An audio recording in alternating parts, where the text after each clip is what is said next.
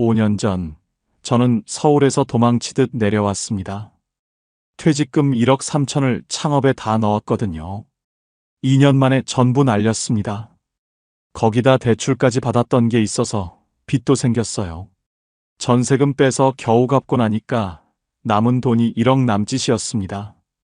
그때 제 나이 57.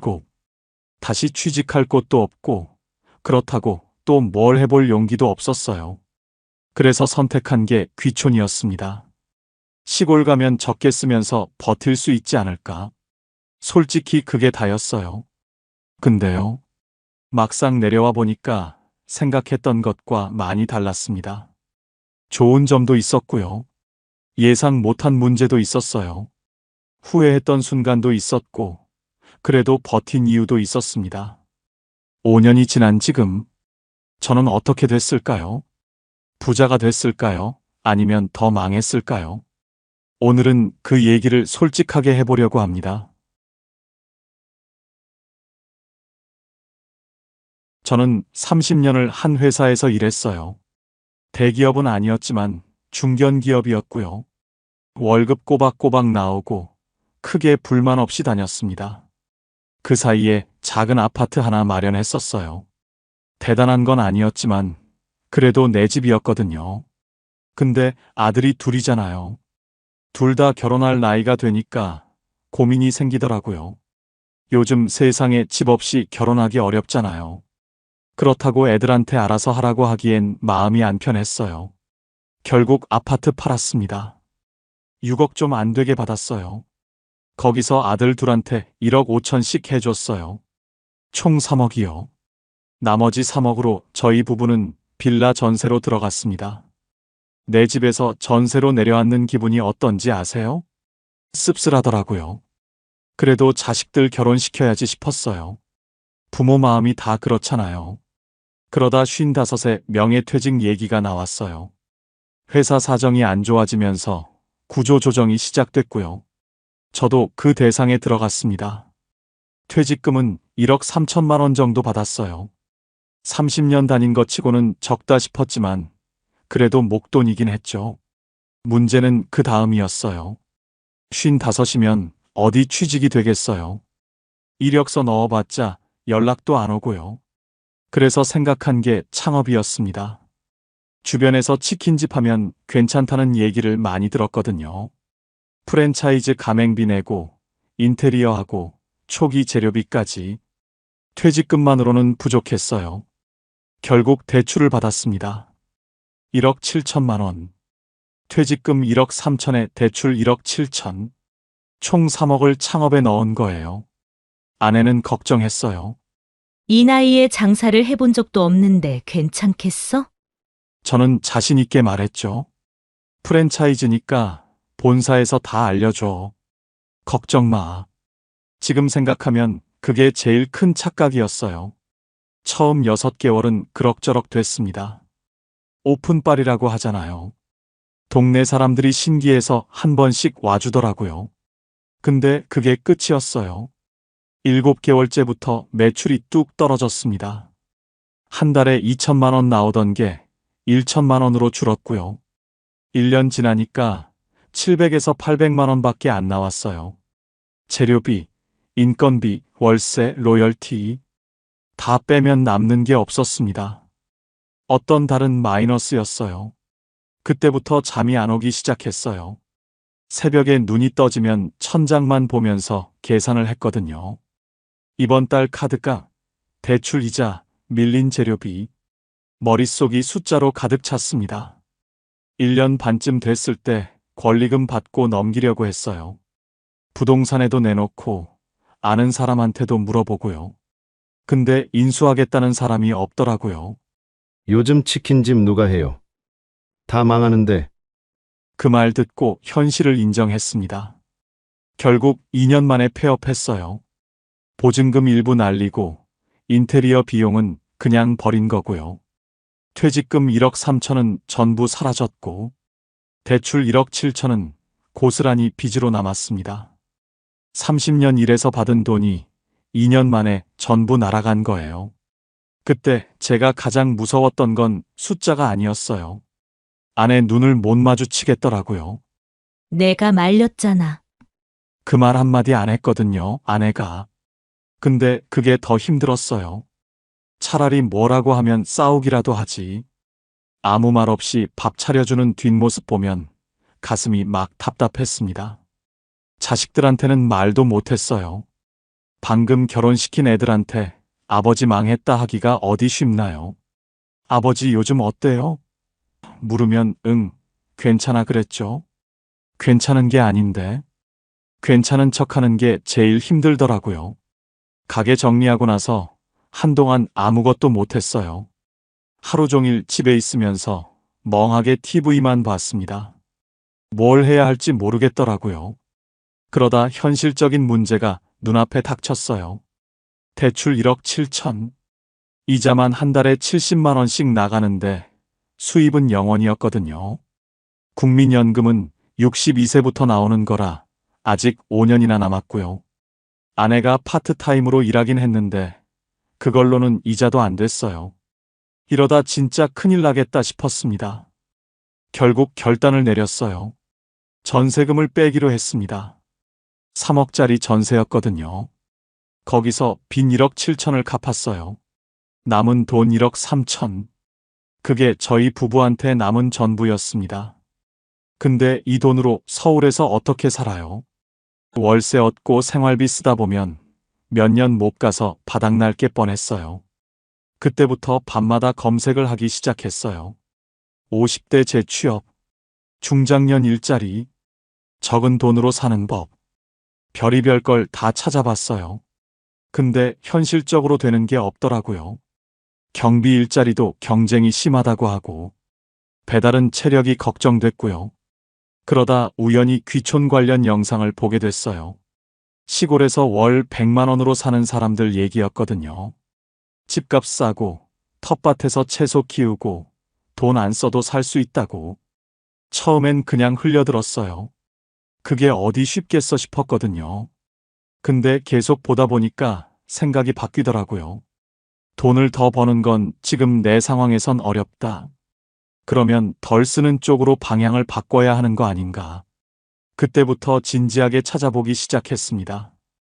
귀농귀촌 종합센터라는 데가 있더라고요. 거기서 빈집 정보도 나오고 지역별로 지원 정책도 정리돼 있었어요.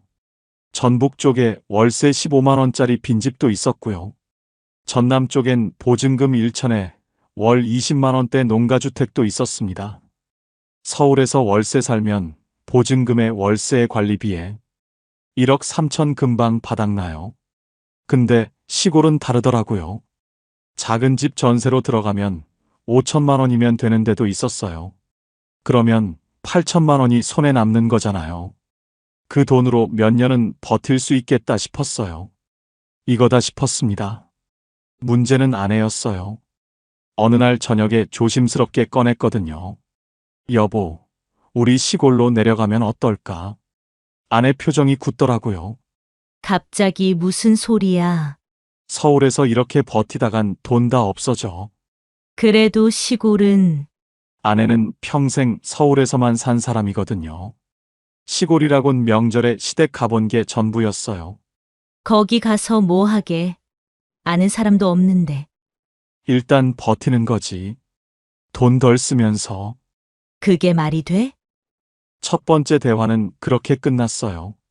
그 뒤로 며칠 동안 서로 말이 없었습니다. 저도 강요하고 싶지 않았거든요. 평생 같이 산 사람한테 나 따라와 하기가 쉽지 않잖아요.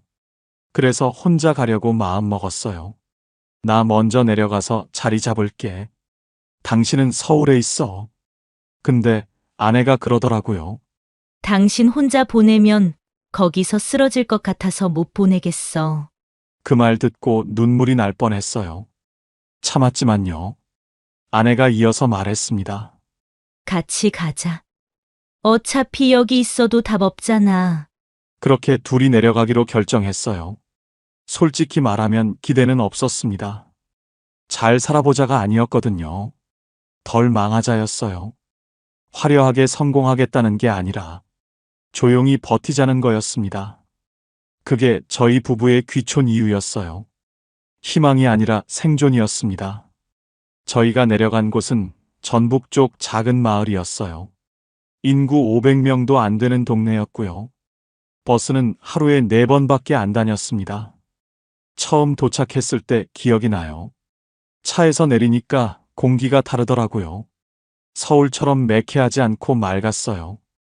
아내가 심호흡을 하면서 그랬어요. 공기는 진짜 좋다. 저도 그때는 그렇게 생각했어요. 힘들겠지만 어떻게든 되겠지.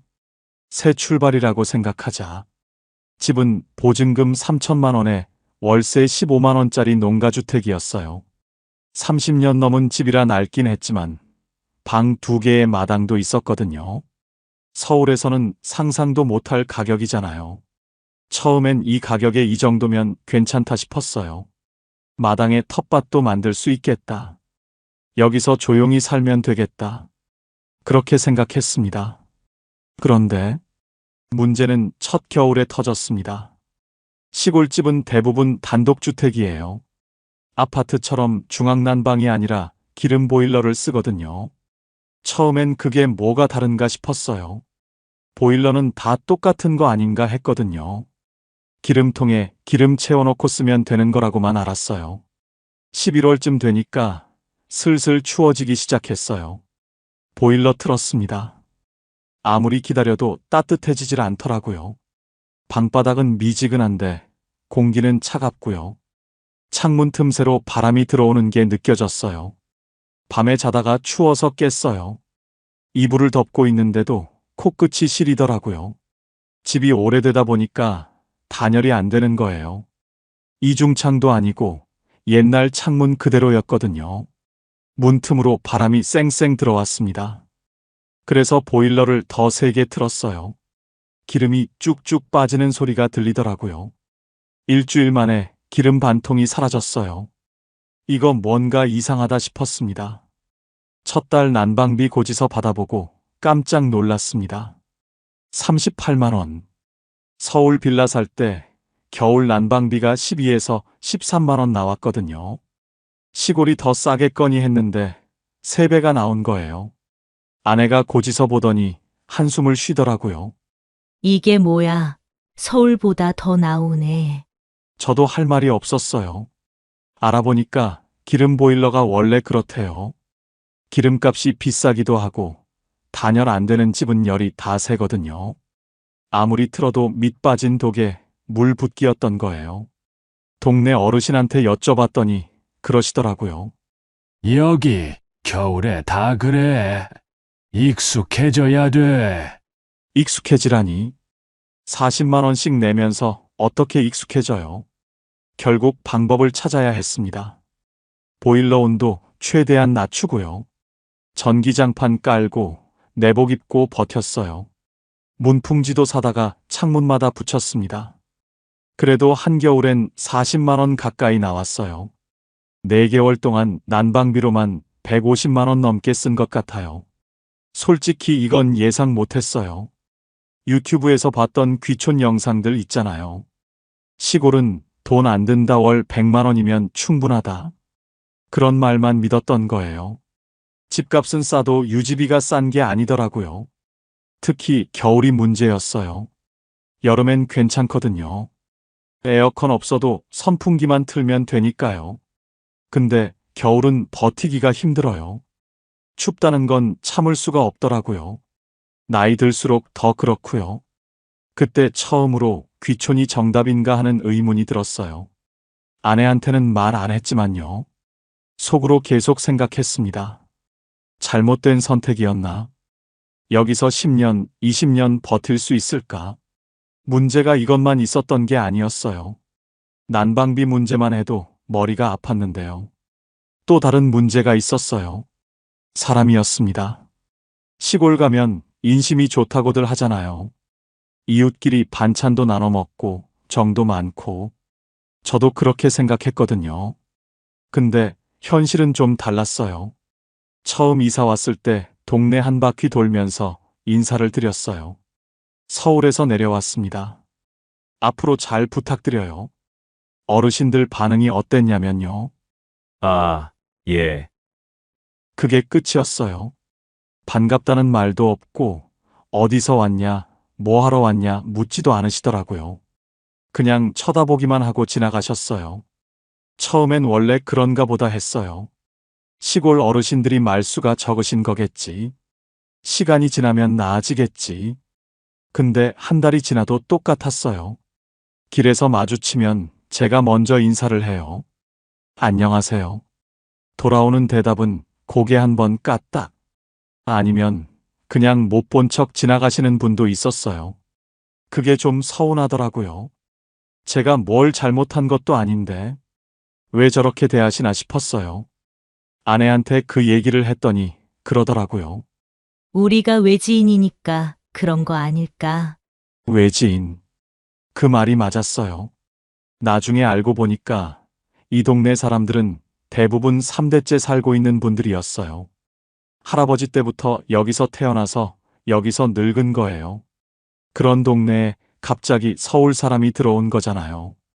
경계하는 게 어쩌면 당연한 거였어요. 근데 머리로는 이해가 돼도 마음은 좀 힘들더라고요. 어느 날은 마을 경로당 앞을 지나가는데 어르신들이 모여 계셨어요. 제가 인사를 드렸거든요.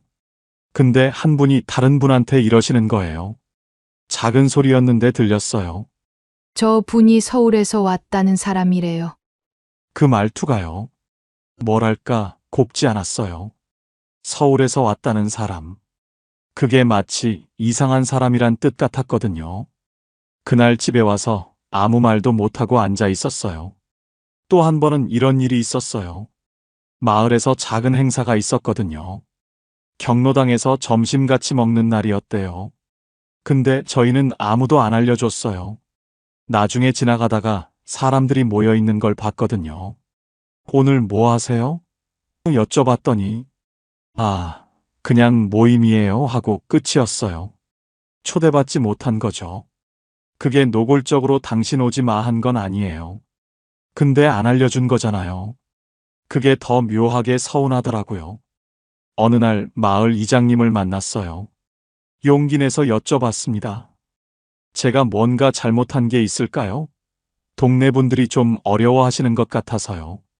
이장님이 웃으시면서 그러시더라고요. 잘못한 거 없어요. 여기가 원래 그래요. 서울 사람들 가끔 내려오시거든요. 근데 1년 안에 다 올라가세요. 그러니까 사람들이 안 친해지려는 거예요. 어차피 갈 사람이라고 생각하시는 거지. 그 말이 은근히 찔리더라고요. 어차피 갈 사람. 나는 여기서 뿌리 내리고 살려고 왔는데 동네 사람들은 이미 나를 금방 떠날 사람으로 보고 있었던 거예요. 그날 밤에 아내한테 그 얘기를 했어요. 여기 사람들이 우리 1년 안에 올라갈 거래. 아내가 한숨을 쉬더니 그러더라고요. 그럼 우리가 증명해야지. 안 간다고. 맞는 말이었어요. 근데 그게 쉽지 않더라고요. 말 한마디 섞기가 어렵고, 눈 마주치기도 불편하고, 나는 다가가고 싶은데 상대방이 벽을 세우고 있으니까요. 그때가 제일 외로웠던 것 같아요. 서울에선 그래도 아는 사람이 있었거든요. 친구도 있고, 직장 동료도 있고, 마음 맞으면 밥 한 끼 같이 먹을 사람이 있었어요. 근데 여기선 아무도 없었어요. 아내밖에. 둘이서 밥 먹고, 둘이서 산책하고, 둘이서 TV 보고, 그게 다였어요. 가끔 서울 친구한테 전화하면 이런 말 하잖아요. 시골 생활 어때? 좋지. 좋다고 말했어요. 근데 속으로는 달랐어요. 여기 사람들은 나를 안 받아주는데. 그래도 1년쯤 지나니까 조금씩 달라지더라고요. 제가 먼저 계속 인사드리고, 길에서 마주치면 안부 여쭤보고, 작은 것들 먼저 건네기도 했어요. 그러니까 슬슬 마음을 여시는 분들이 생겼어요. 아직 안 올라가셨네요. 그 말이 칭찬인지 뭔지 모르겠지만요. 그래도 말을 걸어주시는 게 고맙더라고요. 텃세는 분명히 있었어요. 근데 시간이 조금씩 풀어주기도 했어요. 다만 그 시간을 버티는 게 쉽지 않았습니다. 시골 오기 전에 이런 생각을 했어요. 사람 적으면 편하겠다. 복잡한 인간관계 없으니까 스트레스도 없겠다. 서울에서 직장 생활 30년 하면서 사람한테 치인 게 많았거든요. 상사 눈치, 동료 경쟁, 거래처 비위 맞추기. 그런 거 없는 삶이 좋겠다 싶었어요. 근데요, 막상 살아보니까 정반대였습니다. 사람이 없으니까 편한 게 아니라 불안하더라고요. 처음엔 몰랐어요. 둘이서 지내는 게 익숙해지니까 괜찮았거든요. 시간이 지나면서 느껴졌어요. 뭔가 허전하다는 거. 아침에 일어나면 아내하고 밥 먹고요. 낮에는 마당 정리하거나 텃밭 보고요. 저녁 먹고 TV 보다가 자고요. 그게 하루예요. 그리고 그게 매일 반복돼요. 말 섞을 사람이 없어요. 서울에선 편의점만 가도 안녕하세요 인사하잖아요. 카페 가면 주문하면서 한마디라도 하고요. 별것 아닌 것 같아도 그게 다 사람이랑 부딪히는 거거든요. 근데 여기선 그런 게 없어요. 마트 가려면 차 타고 20분을 나가야 하고요. 동네 안에선 마주치는 사람도 별로 없어요. 하루 종일 아내하고만 얘기하는 날이 대부분이었어요. 한 번은 아내한테 그랬어요. 우리 오늘 밖에 나가서 사람 좀 보자. 아내가 웃더라고요. 사람 보러 어딜 가게. 여기 사람이 없는데. 웃긴 말인데 웃기지가 않았어요. 진짜 사람이 없으니까요. 그러다 무서웠던 일이 있었어요. 한밤중이었어요. 자다가 갑자기 가슴이 답답해서 깼거든요. 숨이 잘 안 쉬어지는 느낌이었어요. 심장이 빨리 뛰고요. 아내를 깨웠어요. 여보, 나 좀 이상해. 아내가 놀라서 일어났어요. 어디가 아파? 병원 가야 해? 그때 갑자기 이 생각이 든 거예요. 병원이 어디지? 가장 가까운 응급실이 차로 30분 거리였거든요. 그것도 밤에 길이 한산할 때 얘기예요. 근데 지금 가슴이 아프잖아요. 내가 운전을 할 수 있나? 아내는 운전을 못 하는데. 119 불러도 여기까지 얼마나 걸리지? 그 생각이 꼬리에 꼬리를 물더라고요. 솔직히 가슴보다 그 생각이 더 무서웠어요. 여기서 쓰러지면 어떡하지? 다행히 그날은 좀 누워 있으니까 괜찮아졌어요. 아마 체한 거였던 것 같아요. 근데 그 뒤로 자꾸 그 생각이 나더라고요. 나이가 있으니까 몸이 언제 어떻게 될지 모르잖아요. 서울에선 그런 걱정 안 했거든요. 병원이 가깝고 사람이 많으니까. 근데 여기선 달라요. 아파도 부탁할 사람이 없어요. 급해도 도와줄 사람이 없어요. 그게 진짜 무섭더라고요. 아내한테 그 얘기를 했어요. 나 그날 밤에 진짜 무서웠어. 아내도 그러더라고요. 나도 당신 깨울 때 손이 떨렸어. 둘이서 한참 말이 없었어요. 그때 깨달았어요. 외로움이라는 게 그냥 심심한 게 아니구나. 사람이 없다는 건요. 도움받을 곳이 없다는 거예요. 기댈 곳이 없다는 거예요. 그게 진짜 외로움이더라고요. 서울에 있는 친구한테 가끔 전화했어요. 목소리라도 들으면 좀 나을까 싶어서. 근데 통화하고 끊으면 더 허전해지더라고요. 친구는 서울에 있고 나는 여기 혼자고 그 거리가 느껴지니까요. 아내가 없었으면 진짜 못 버텼을 거예요. 둘이서 버티니까 그나마 가능했지. 혼자였으면 반년도 못 있었을 것 같아요. 가끔 아내한테 고맙다고 했어요. 당신 아니었으면 나 진짜 큰일 났다. 아내가 그러더라고요.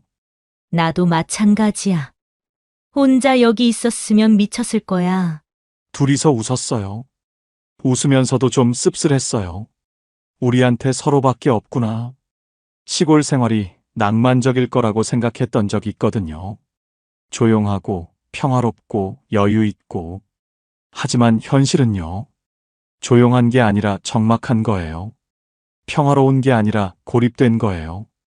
외로움은 환경 문제가 아니었어요. 사람 문제였어요. 사람이 그리워질 줄 몰랐어요.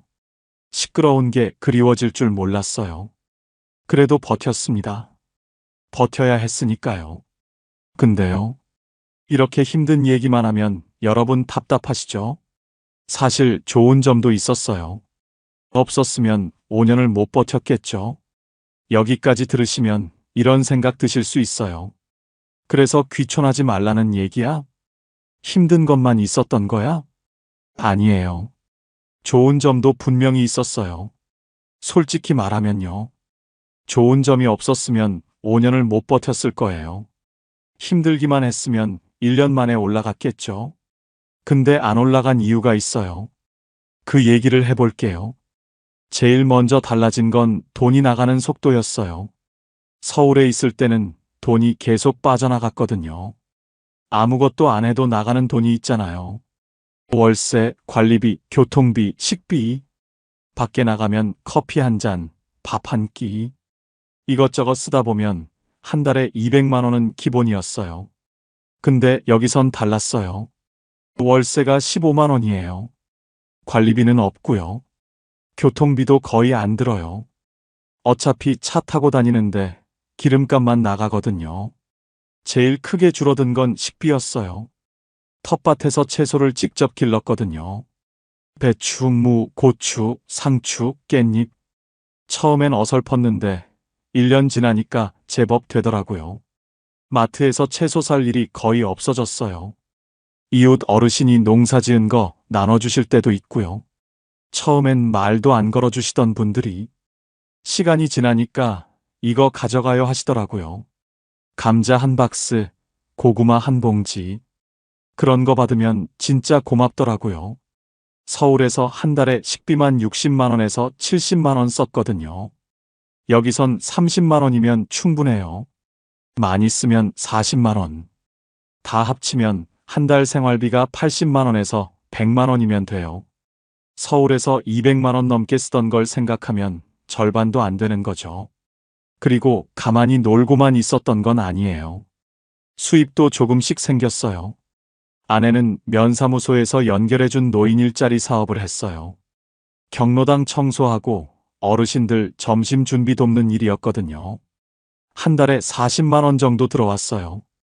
저도 가만히 있진 않았어요. 농번기엔 동네에서 일손 불러주시더라고요. 모내기철, 수학철에 하루 일하면 10만 원씩 받았어요. 한 달에 열흘만 나가도 100만 원이 되거든요. 봄하고 가을에 바짝 벌어두면 꽤 됐어요. 대신 비농번기엔 일이 뜸해요.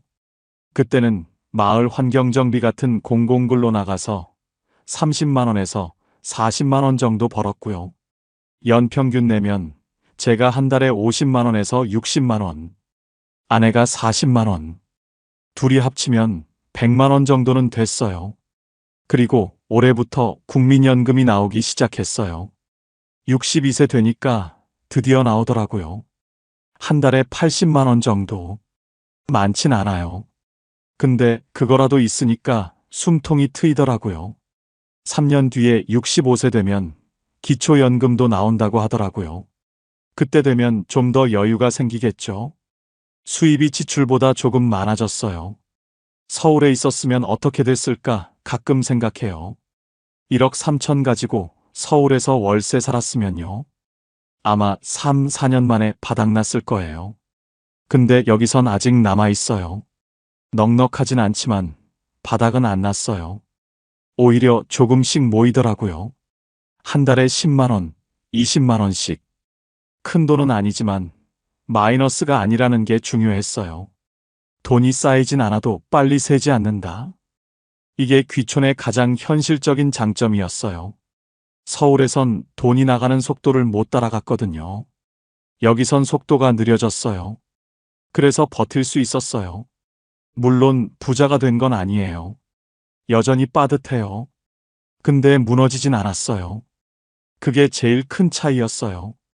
5년이라는 시간이 지났어요. 처음엔 하루하루가 길었거든요. 아침에 눈 뜨면 오늘은 또 뭘 하지 싶었어요. 서울에서 직장 다닐 때는 그런 고민 없었잖아요. 출근하면 할 일이 정해져 있으니까요. 근데 여기선 아무것도 정해진 게 없었어요. 처음엔 그게 불안했어요. 내가 지금 뭘 하고 있는 거지? 이렇게 살아도 되는 건가? 쓸모없는 사람이 된 것 같았어요.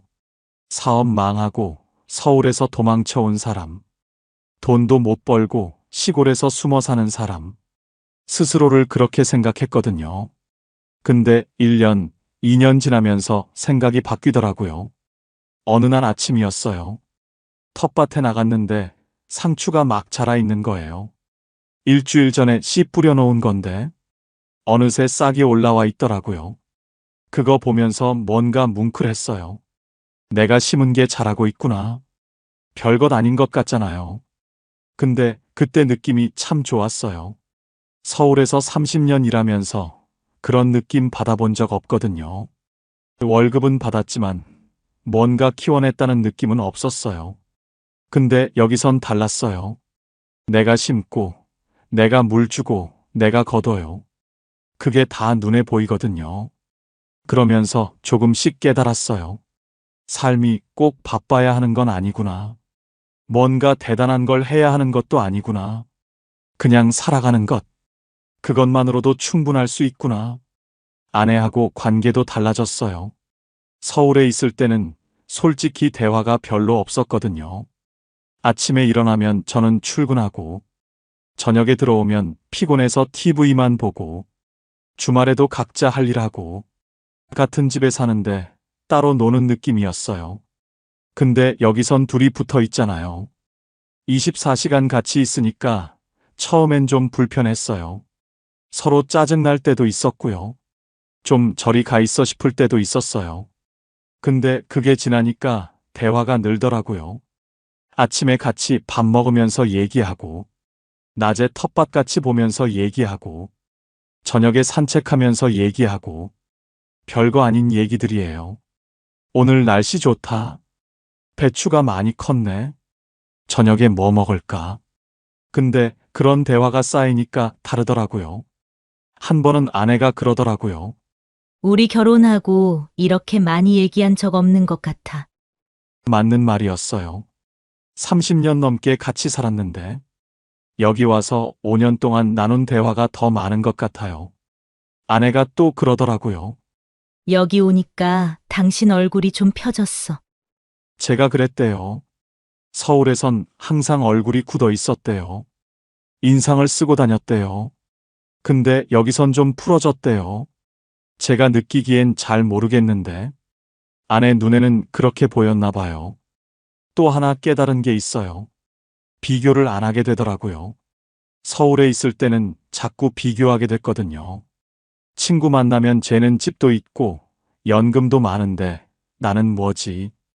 뉴스 보면 다들 잘 사는데 나만 왜 이러지? 그런 생각이 계속 들었어요. 근데 여기선 그런 게 없어요. 비교할 사람이 없거든요. 다들 비슷비슷하게 사니까요. 돈 많은 사람도 없고, 잘난 척하는 사람도 없고, 그냥 각자 살아가는 거예요. 그게 편하더라고요. 급하지 않은 삶, 비교 없는 삶, 눈치 안 봐도 되는 삶, 돈으로 살 수 없는 것들이에요. 가끔 서울 친구들이 전화해요. 너 거기서 뭐 하냐? 심심하지 않아? 심심할 때도 있어요. 근데 불행하진 않아요. 서울에 있을 때는 바빴는데 불행했거든요. 여기선 심심한데 괜찮아요. 뭐가 더 나은 건지는 모르겠어요. 사람마다 다를 테니까요. 근데 저한테는 이게 맞았어요.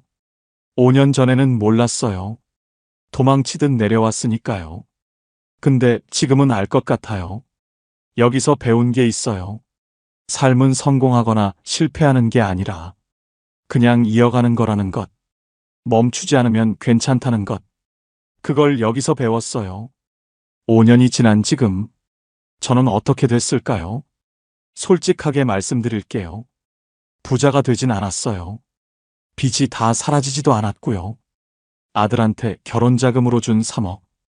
그건 돌려받을 생각 없어요. 부모 마음이 그런 거잖아요.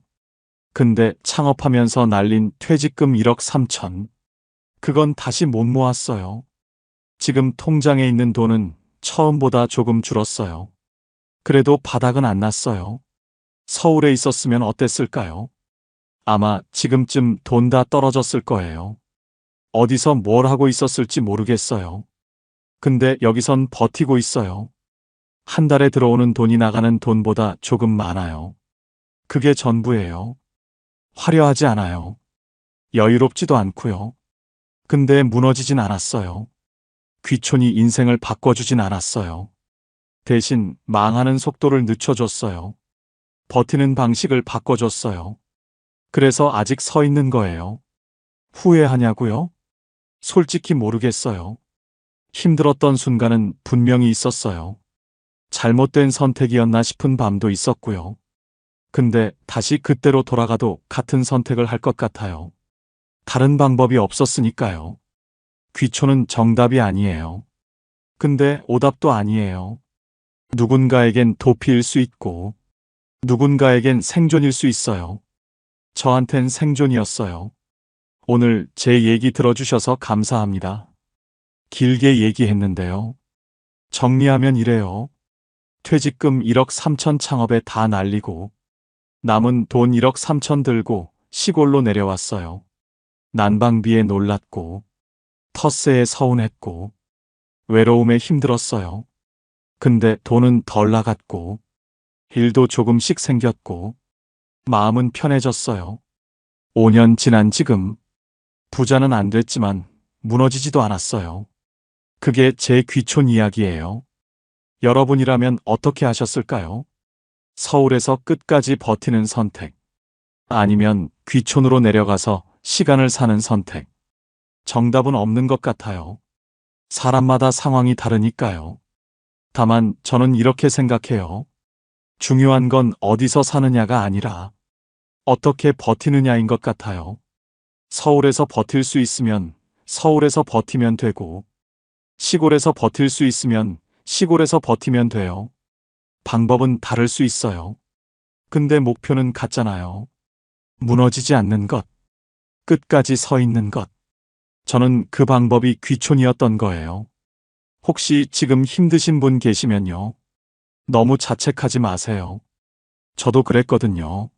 사업 망하고 아내 눈도 못 마주치고 도망치듯 내려왔어요. 근데 5년 버텼어요. 아직 서 있어요. 여러분도 할 수 있어요. 오늘 영상이 도움이 되셨다면 구독이랑 좋아요 한 번씩 부탁드립니다. 저희 채널은 이렇게 노후 준비, 현실적인 돈 이야기를 전해드리고 있거든요. 다음에도 도움되는 이야기 가져올게요. 여러분 생각은 어떠신가요? 귀촌 해볼만 할까요, 말까요? 댓글로 편하게 나눠주세요. 긴 영상 끝까지 들어주셔서 감사합니다. 고령자복지주택에 들어가면 정말 노후 걱정을 내려놔도 되는 걸까요? 최점순 씨는 월세 5만 원에서 12만 원이라는 말을 처음 들었을 때 솔직히 마음이 많이 놓였다고 했습니다. 집 걱정만큼은 이제 끝났구나. 그렇게 생각하며 이곳에 들어왔습니다. 하지만 생활이 시작되고 나서야 월세 말고 미처 계산하지 못했던 현실들이 조금씩 모습을 드러내기 시작합니다. 오늘은 고령자복지주택에서 실제로 생활하고 있는 한 분의 이야기를 들려드립니다. 최점순 씨는 올해 72살입니다.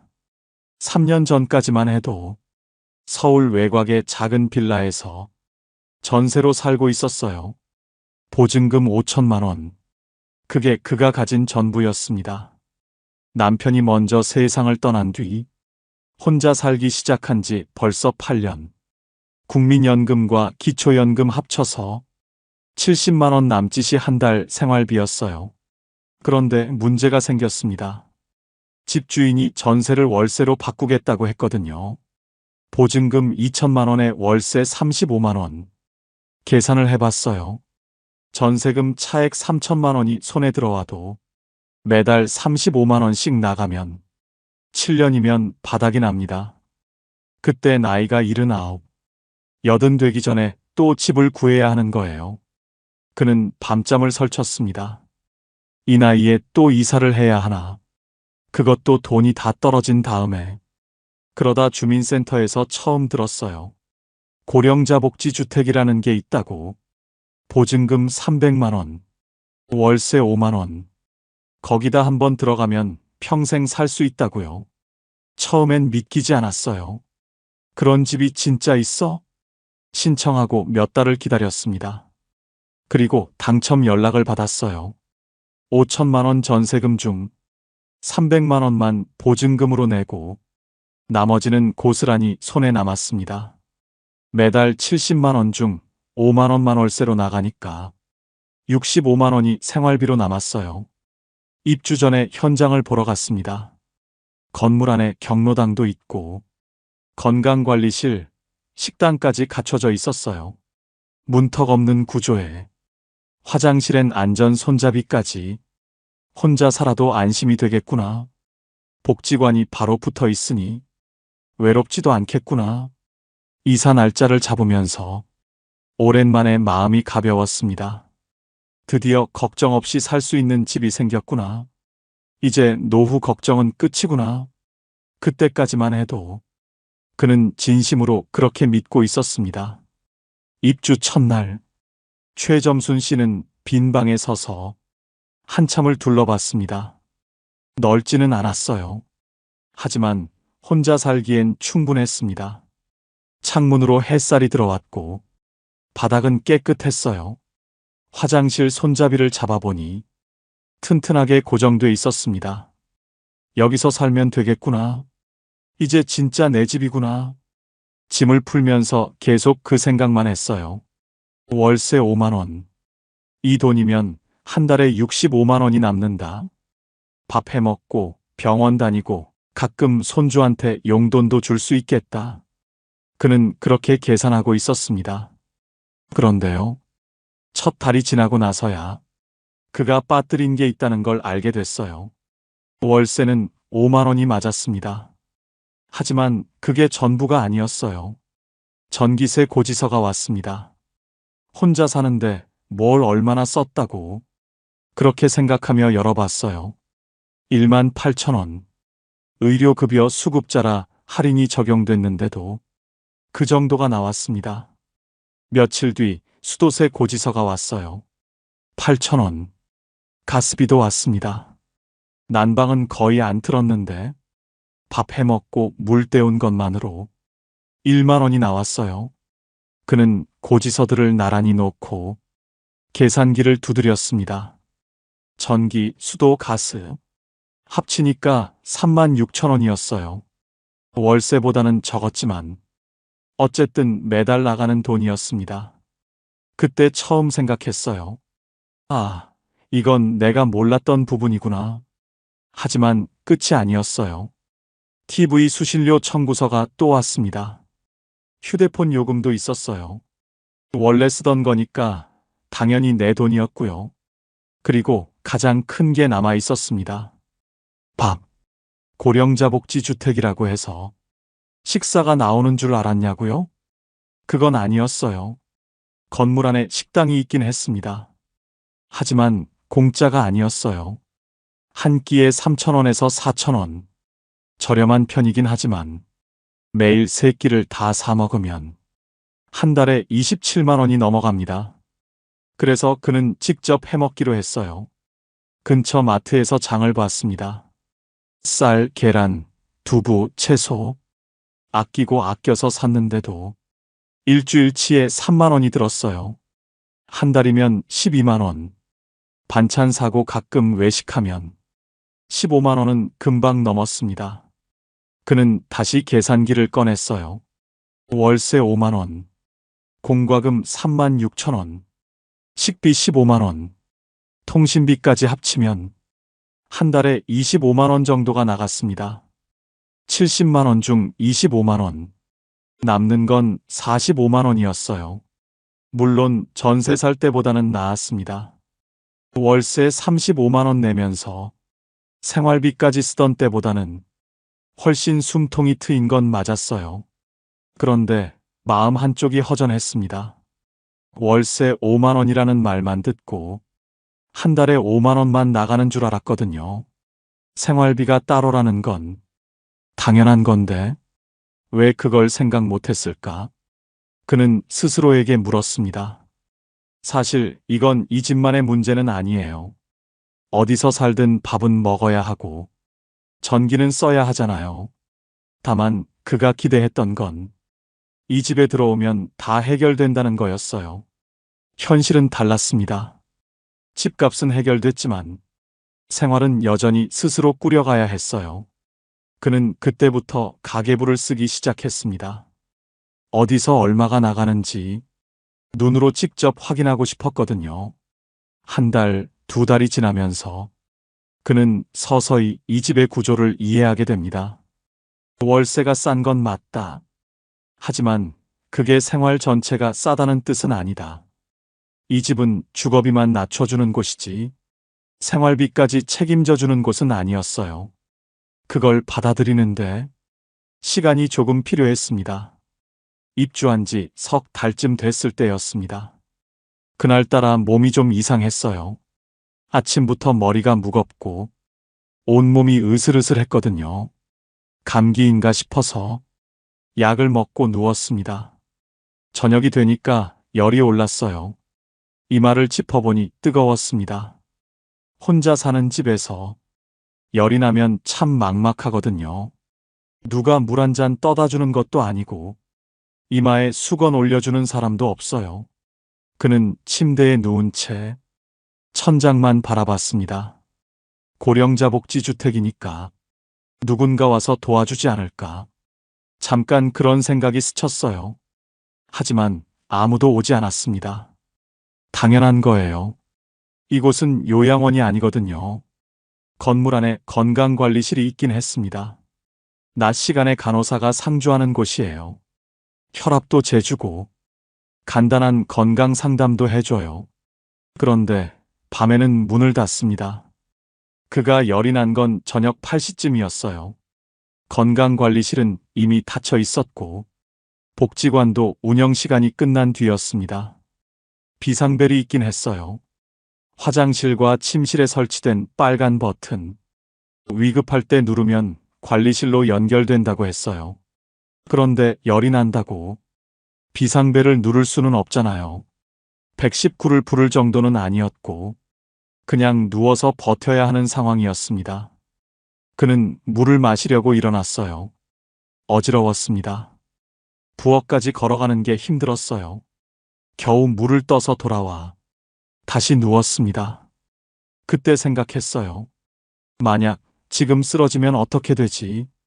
아무도 모르겠구나. 아들한테 전화할까 싶었지만 밤늦은 시간에 걱정만 끼칠 것 같았어요. 그래서 참았습니다. 다음 날 아침, 열은 조금 내렸지만 몸은 여전히 무거웠어요. 그는 건강관리실로 내려갔습니다. 간호사가 체온을 재주고 약국에서 약을 사오라고 했어요. 병원 가셔야 할 것 같아요. 혼자 가실 수 있으세요? 간호사가 물었습니다. 그는 고개를 끄덕였어요. 혼자 갈 수 있다고 했습니다. 사실은 자신이 없었어요. 버스 타고 병원까지 가는 게 쉽지 않을 것 같았거든요. 그런데 다른 방법이 없었습니다. 이곳에서는 아파도 병원은 스스로 가야 했어요. 누가 데려다주는 시스템이 아니었습니다. 그는 천천히 옷을 입고 버스 정류장까지 걸어갔어요. 10몇 분 정도 거리였는데 그날은 30분처럼 느껴졌습니다. 병원에서 진료받고 약 타서 돌아오니까 오후가 다 됐어요. 집에 들어와서 다시 누웠습니다. 그리고 생각했어요. 이 집은 건강한 사람을 위한 집이구나.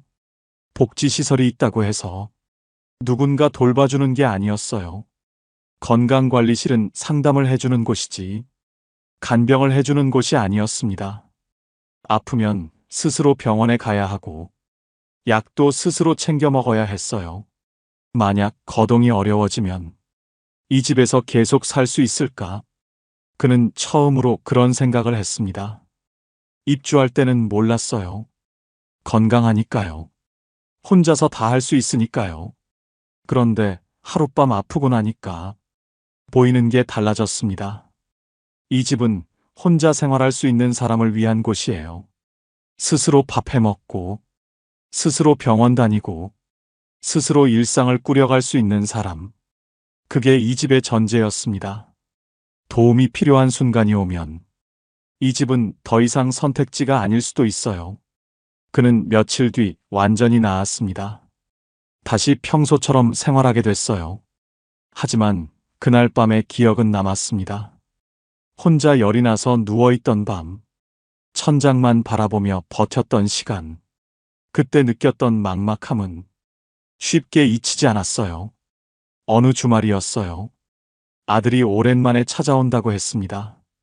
손주도 데리고 온다고요. 최점순 씨는 아침부터 분주했어요.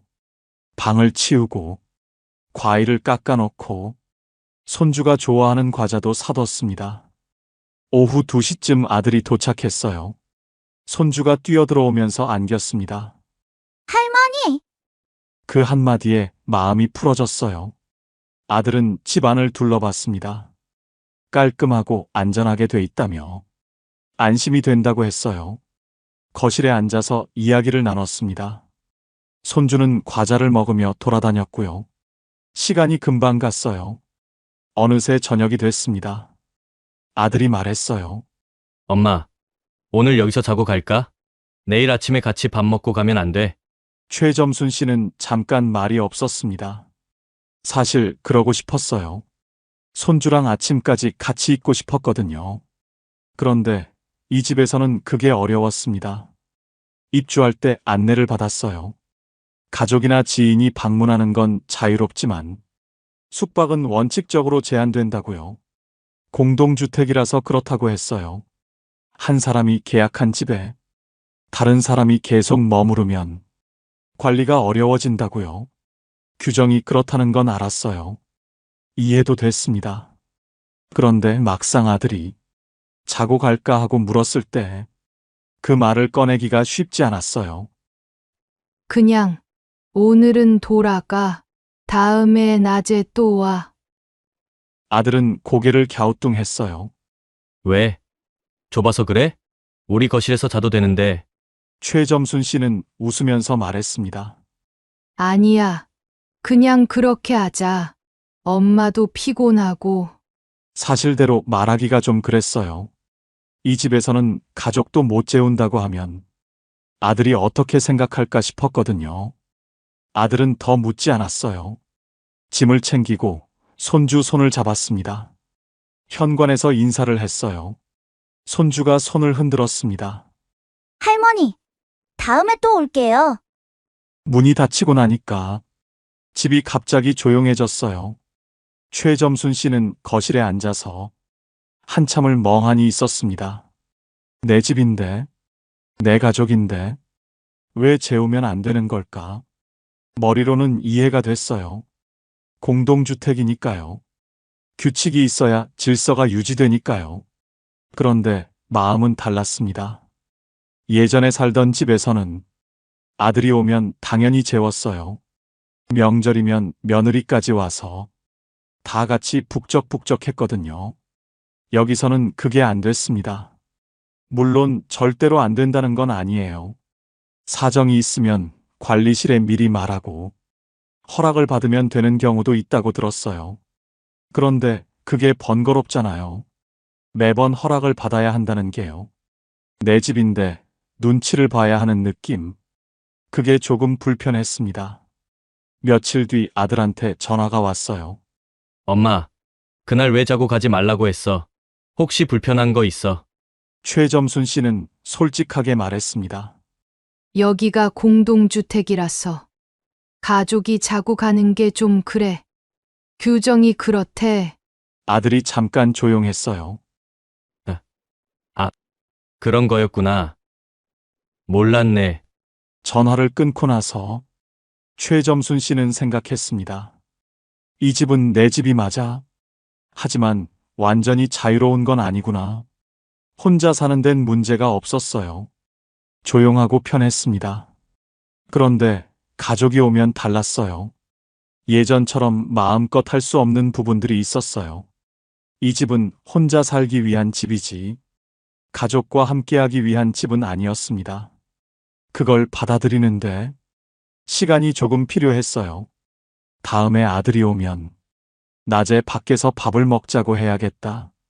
그는 그렇게 마음을 정리했습니다. 최점순 씨는 원래 생선구이를 좋아했어요.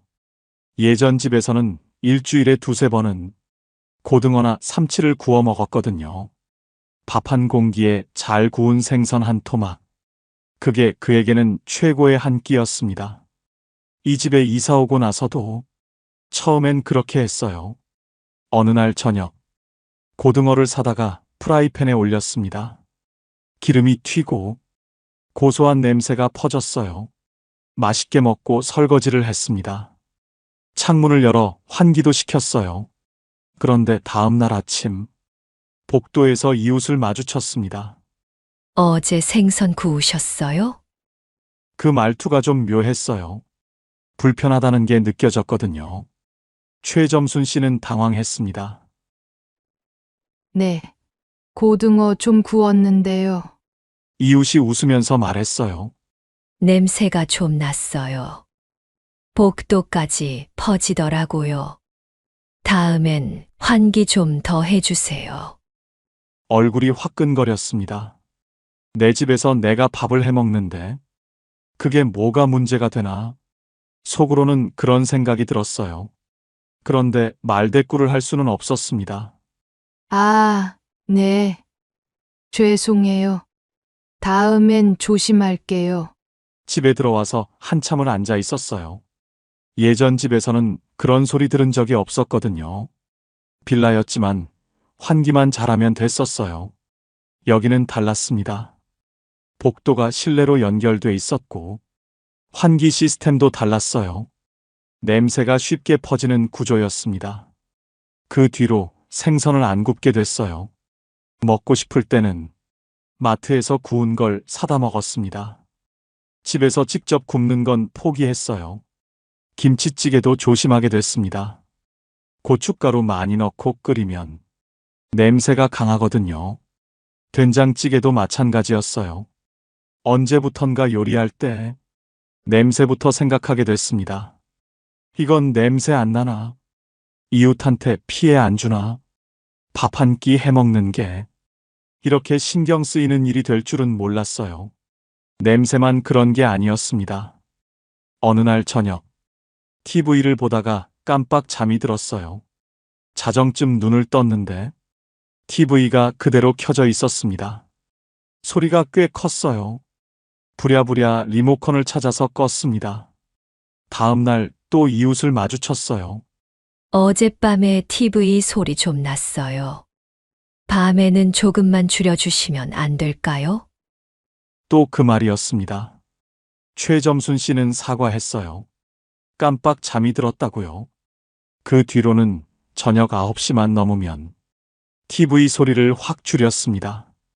가끔은 귀가 어두워서 소리를 키우고 싶을 때도 있었어요. 그런데 그러면 또 민폐가 될 것 같았어요. 이어폰을 사야 하나? 그런 생각까지 했습니다. 엘리베이터에서도 마찬가지였어요. 혼자 탈 때는 괜찮았는데 다른 입주자와 함께 타면 괜히 눈치가 보였습니다. 인사를 해야 하나? 말을 걸어야 하나? 가만히 있으면 무뚝뚝해 보이나? 별것 아닌 것 같지만 매일 반복되니까 은근히 신경이 쓰였어요. 복도에서 통화할 때도 조심했습니다. 목소리가 울리거든요. 아들한테 전화가 오면 얼른 집 안으로 들어가서 받았어요. 예전에는 안 그랬거든요. 어디서든 편하게 받았는데 여기서는 그게 잘 안 됐습니다. 불편하다고 해야 할까요? 그건 좀 다른 것 같아요. 불편하다기보다는 신경 쓸 일이 많아졌다는 거예요.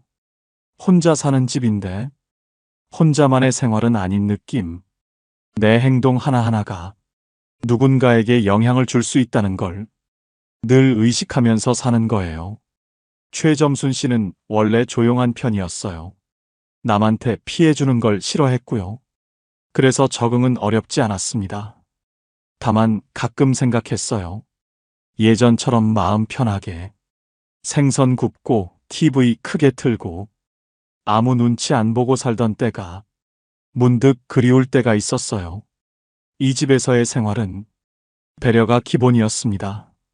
나만 편하면 되는 게 아니라 옆집도 윗집도 아랫집도 다 같이 신경 써야 했어요. 그게 공동주택이라는 거였습니다. 익숙해지는데 시간이 좀 걸렸어요. 지금은 많이 적응했습니다. 그래도 가끔은 생각해요. 고등어 한 마리 마음껏 굽고 싶다. 최점순 씨가 이 집을 처음 봤을 때 위치는 크게 신경 쓰지 않았어요. 버스 정류장까지 걸어서 15분, 병원까지는 버스로 20분, 마트는 걸어서 10분 거리. 나쁘지 않다고 생각했습니다. 예전에 살던 동네보다 조금 외진 건 맞았어요. 하지만 감당할 수 있는 정도였거든요. 입주 초반에는 괜찮았습니다. 날씨 좋은 날 마트까지 걸어가는 게 산책처럼 느껴지기도 했어요. 버스 타고 병원 다녀오는 것도 별로 힘들지 않았고요. 그런데 시간이 지나면서 조금씩 달라지기 시작했습니다. 그해 겨울이 유난히 추웠어요. 병원 가는 날이었습니다. 두꺼운 외투를 입고 집을 나섰어요. 버스 정류장까지 15분. 예전엔 그냥 걸었던 거리였는데 그날은 유독 멀게 느껴졌습니다. 바람이 세게 불었거든요. 목도리를 둘러도 얼굴이 시렸어요. 중간에 한 번 쉬었습니다. 아파트 화단 옆 벤치에 잠깐 앉았어요. 숨을 고르고 다시 걸었습니다. 정류장에 도착하니까 버스가 막 떠난 뒤였어요. 다음 버스는 20분 뒤. 바람 부는 정류장에서 20분을 기다렸습니다. 병원에 도착했을 때는 이미 지쳐 있었어요. 진료받고 약 타고 다시 버스를 기다렸습니다. 집에 돌아오니까 오후 4시였어요. 아침 10시에 나갔는데 6시간이 걸린 거예요. 그날 저녁밥도 제대로 못 먹고 바로 누웠습니다. 너무 피곤했거든요. 그때 처음 생각했어요. 이 거리가 앞으로도 괜찮을까? 지금은 걸을 수 있으니까 괜찮아요. 버스도 탈 수 있고요.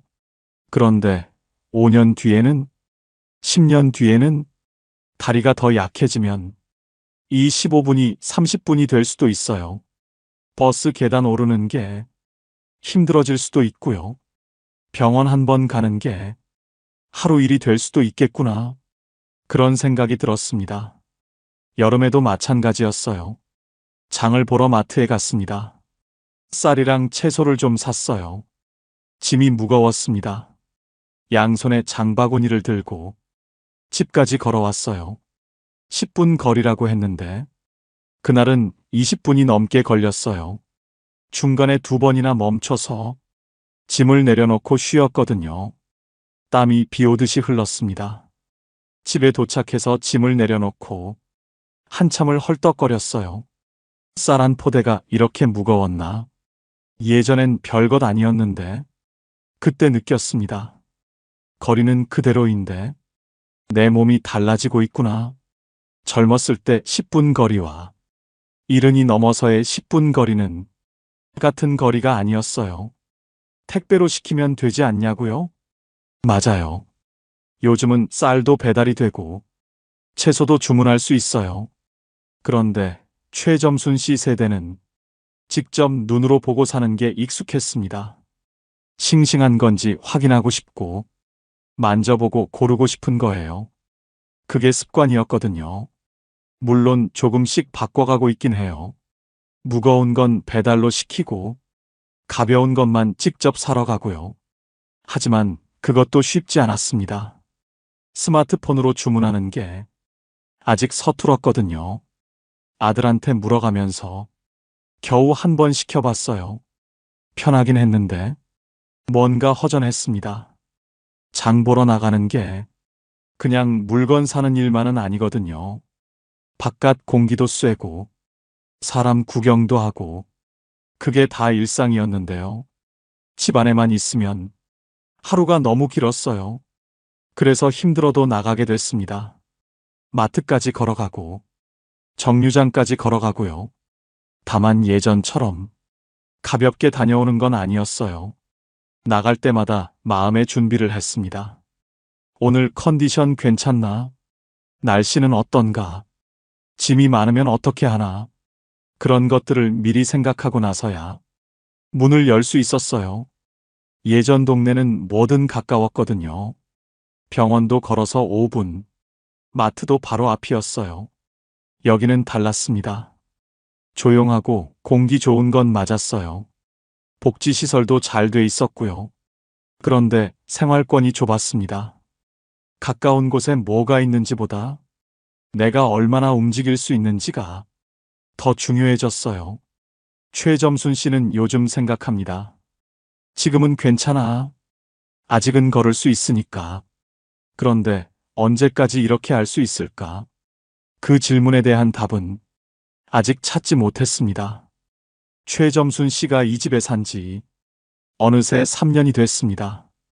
처음엔 몰랐던 것들이 많았어요. 생활비가 따로라는 것도, 아프면 혼자 버텨야 한다는 것도, 가족이 자고 가기 어렵다는 것도 하나씩 부딪히면서 알게 됐습니다. 그렇다고 이 집이 나쁘다는 건 아니에요. 오히려 지금은 이 집이 자기한테 맞는다고 생각해요. 다만 모든 사람한테 맞는 집은 아니라는 걸 이제는 알게 됐습니다. 가끔 지인들한테 연락이 와요. 나도 고령자 복지주택 들어가고 싶은데 어때? 살만해? 그러면 최점순 씨는 먼저 이렇게 물어봐요. 혼자서 밥 해 먹을 수 있어? 혼자서 병원 다닐 수 있어? 그게 제일 중요하거든요. 이 집은 누군가 돌봐주는 집이 아니에요. 요양시설도 아니고 실버타운도 아니에요. 복지시설이 있긴 하지만 그건 부가적인 거예요. 기본은 혼자 사는 거예요. 스스로 일상을 꾸려가는 거예요. 밥도 직접 해야 하고 청소도 직접 해야 하고 아프면 직접 병원에 가야 해요. 그게 가능한 사람한테는 정말 좋은 선택지가 될 수 있어요. 월세가 싸니까 경제적 부담이 확 줄어들거든요. 최점순 씨처럼 국민연금이랑 기초연금으로 70만 원 정도 받는 분들한테는 이 집이 정말 큰 도움이 됩니다. 일반 월세로 35만 원 내면 남는 돈이 거의 없잖아요. 여기선 월세가 5만 원이니까 그 차이가 어마어마한 거예요. 그리고 오래 살 수 있다는 것. 이것도 큰 장점이에요. 계약 갱신하면서 30년, 50년까지 살 수 있거든요. 나이 들어서 집 걱정 안 해도 된다는 게 얼마나 마음 편한 일인지 몰라요. 이사 걱정 없이 죽을 때까지 여기 있을 수 있다는 거. 그게 이 집의 가장 큰 장점이었습니다. 하지만요, 이 집이 안 맞는 사람도 있어요. 최점순 씨가 보기에 이런 분들한테는 좀 어려울 것 같았어요. 첫 번째, 사람 만나는 걸 좋아하는 분. 이 집은 조용해요. 너무 조용해요. 입주민들이 대부분 혼자 사시는 분들이고 다들 조용히 지내거든요. 복도에서 마주쳐도 인사 정도만 하고 지나가요. 함께 어울려서 뭘 하는 분위기는 아니에요. 물론 복지관에서 프로그램이 있긴 해요. 체조도 하고 노래교실도 하고요. 그런데 그것도 본인이 적극적으로 나가야 해요. 가만히 있으면 아무도 안 불러요. 사람들이랑 북적북적하게 지내고 싶은 분은 여기가 좀 심심할 수 있어요. 두 번째, 가족이 자주 오가는 분. 아까 말씀드렸듯이 가족이 방문하는 건 괜찮아요. 하지만 숙박은 어려워요. 명절 때 자녀들이 와서 다 같이 자고 가고 싶은 분들한테는 이 구조가 불편할 수 있어요. 예전처럼 온 가족이 모여서 북적이는 명절은 여기선 기대하기 어렵거든요. 세 번째, 건강이 많이 안 좋으신 분, 혼자 거동하기 힘들거나 누군가 도움이 필요한 분은 이 집이 맞지 않아요. 여기는 돌봄 서비스가 없거든요. 건강관리실에서 상담은 해주지만 매일 챙겨주는 건 아니에요. 거동이 불편해지면 다른 선택지를 찾아야 해요. 요양시설이나 돌봄 서비스가 있는 곳으로요. 최점순 씨는 그래서 요즘 건강관리에 더 신경을 씁니다. 여기서 오래 살려면 내가 건강해야 하거든요. 아침마다 복지관에서 하는 체조에 나가고 일주일에 2번은 산책을 해요. 다리 힘이 빠지면 이 집에서 못 살게 될 수도 있으니까요. 그게 이 집의 조건이에요. 스스로 생활할 수 있는 동안은 최고의 선택이 될 수 있어요. 하지만 그게 어려워지면 다른 준비를 해야 해요. 최점순 씨는 지금 그 2가지를 다 생각하고 있습니다. 지금 여기서 잘 사는 것, 그리고 나중을 위한 준비. 이 집은 영원한 답이 아니라 지금의 답이라는 걸 그는 알고 있었어요. 최점순 씨는 요즘 가끔 이런 생각을 해요. 입주 전에 이걸 알았더라면 마음의 준비가 달랐을 텐데. 그래서 혹시 고령자 복지주택을 고민하고 계신 분들이 있다면 몇 가지 이야기를 드리고 싶다고 했어요. 첫 번째, 월세만 보지 말고 생활비를 계산해 보세요. 월세 5만 원. 이 숫자만 보면 정말 싸 보여요. 하지만 실제로 한 달에 나가는 돈은 그보다 훨씬 많아요. 전기세, 수도세, 가스비, 거기다 식비, 통신비까지. 최점순 씨 기준으로 한 달에 25만 원 정도가 나갔어요. 물론 일반 월세보다는 훨씬 적어요. 하지만 5만 원만 나가는 건 아니에요. 입주 전에 내 수입이 얼마인지, 거기서 25만 원 정도 빼면 얼마가 남는지, 그걸 먼저 계산해 보시는 게 좋아요. 두 번째, 내 건강 상태를 솔직하게 봐야 해요. 이 집은 혼자 생활할 수 있는 사람을 위한 집이에요. 밥을 직접 해 먹을 수 있는지, 버스 타고 병원에 갈 수 있는지, 계단 오르내리는 게 힘들지 않은지, 지금 당장은 괜찮더라도 1년 뒤, 3년 뒤를 생각해 보세요. 건강이 나빠지면 이 집에서 계속 살기 어려울 수 있어요. 그때를 위한 플랜 B도 미리 생각해 두는 게 좋습니다. 세 번째, 위치를 직접 가보세요. 고령자 복지주택은 도심보다 외곽에 있는 경우가 많아요. 공고문에 나온 주소만 보지 말고 직접 가보시는 걸 추천해요. 버스 정류장까지 얼마나 걸리는지, 병원은 어디에 있는지, 마트는 가까운지, 지도로 보는 것과 직접 걸어보는 건 달라요. 특히 날씨 안 좋은 날, 그 거리를 걸을 수 있을지 상상해 보시는 게 좋아요. 최점순 씨는 그걸 안 했거든요. 입주하고 나서야 거리가 부담이 된다는 걸 알았어요. 네 번째, 공동생활에 대해 생각해 보세요. 이 집은 내 집이지만 완전히 자유로운 공간은 아니에요. 냄새 나는 음식 조심해야 하고, 밤에 소리 크게 내면 안 되고, 가족이 자고 가기도 어려워요. 혼자 조용히 사는 게 편한 분한테는 아무 문제 없어요. 하지만 예전처럼 내 집에서 마음대로 하고 싶은 분한테는 스트레스가 될 수 있어요. 나는 어떤 생활을 원하는지, 이 집의 규칙을 받아들일 수 있는지, 그것도 미리 생각해 보시면 좋겠어요. 다섯 번째, 기대를 조금 낮추세요. 고령자 복지주택이라는 이름이 주는 느낌이 있어요. 복지주택, 고령자를 위한, 그래서 뭔가 다 해결될 것 같은 기대가 생겨요. 하지만 이 집은 주거비를 낮춰주는 집이지 생활 전체를 책임져주는 집은 아니에요.